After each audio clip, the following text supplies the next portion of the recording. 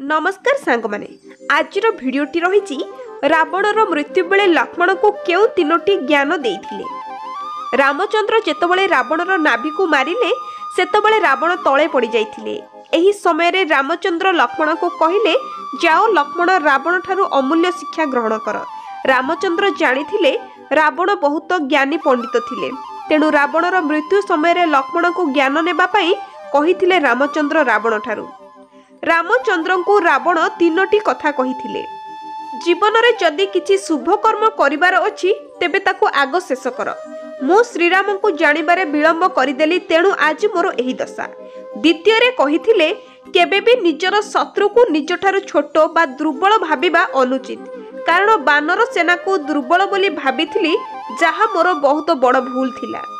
तृतीय कथा कहिथिले जीवनर निजर रहस्य कथा काहाठारे प्रकाश करबा अनुचित। से जेते भी निजर प्रिय व्यक्ति हेई थाउ ना काहेकि, कारण मु मो मृत्युर रहस्य विभीषण को कहिथिली, जेउथि पई मृत्यु सज्जारे सोहिचु मु आजी। रावणर एही तीनोटी कथा अमूल्य शिक्षा आम जीवन को परिवर्तन करि पारे।